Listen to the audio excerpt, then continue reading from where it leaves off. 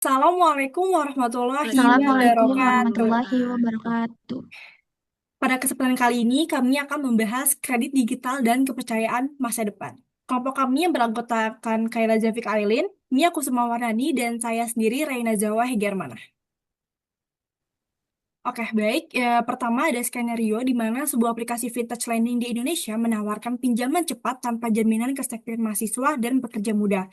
Lalu kita akan menganalisis dengan kacamata Harari, yaitu bagian mana yang menunjukkan kepercayaan pada masa depan dan siapa yang percaya kepada siapa. Lalu setelah itu kita akan mendiskusikan apa potensi manfaat di bidang ekonomi dan apa potensi risiko di bidang sosial. Baik, yang pertama analisis dengan kacamata Harari yaitu kepercayaan pada masa depan. Kepercayaan pada masa depan terlihat ketika vintage ini berani memberikan pinjaman cepat tanpa jaminan kepada mahasiswa dan pekerja muda. Artinya, vintage ini percaya bahwa peminjam akan memiliki penghasilan di masa depan sehingga mampu membayar kembali pinjaman tersebut. Sistem kredit ini pada dasarnya dibangun dari keyakinan bahwa kondisi ekonomi di masa depan akan lebih baik dari masa sekarang. Lalu yang kedua, siapa percaya pada siapa? Nah, dalam sistem ini ada rantai kepercayaan. Yang pertama, investor percaya kepada vintage untuk mengelola dana dan menyalurkan pinjaman dengan baik. Yang kedua, vintage percaya kepada peminjam bahwa mereka akan membayar kembali pinjaman tersebut.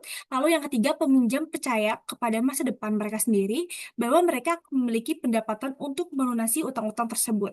Jadi, sistem kredit digital ini berjalan karena adanya kepercayaan antar pihak. Selanjutnya saya membahas potensi manfaat ekonomi. Yang pertama ada pertumbuhan ekonomi atau growth karena lebih banyak orang bisa mendapatkan modal atau dana. Yang kedua ada inklusi keuangan karena orang yang sebelumnya sulit mendapatkan pinjaman bank sekarang dapat dengan mudah mengakses kredit. Yang ketiga mendorong usaha kecil atau kebutuhan mendesak seperti pendidikan atau modal usaha. Selanjutnya ada potensi resiko sosial. Yang pertama ada overutang karena pinjaman sangat mudah untuk diakses. Lalu yang kedua resiko kredit macet yang dapat merugikan investor dan mengganggu stabilitas vintage.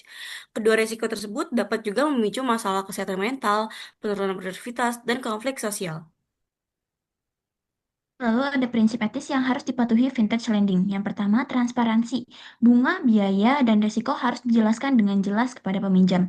Yang kedua, ada responsible lending. Vintage harus memastikan peminjam benar-benar mampu membayar, tidak memberi pinjaman secara sembarangan. Yang ketiga, perlindungan data dan konsumen. Data pribadi pengguna harus dijaga dan tidak disalahgunakan. Jadi kesimpulannya, fintech lending menunjukkan bahwa ekonomi modern dibangun di atas kepercayaan terhadap masa depan. Namun, agar sistem ini bermanfaat dan tidak merugikan masyarakat, perlu ada tanggung jawab dan prinsip etika dalam pemberian kredit agar tidak menimbulkan resiko sosial bagi masyarakat. Sekian presentasi dari kelompok kami, kurang lebihnya mohon maaf. Wassalamualaikum Assalamualaikum Assalamualaikum warahmatullahi warahmatullahi warahmatullahi wabarakatuh. wabarakatuh. wabarakatuh.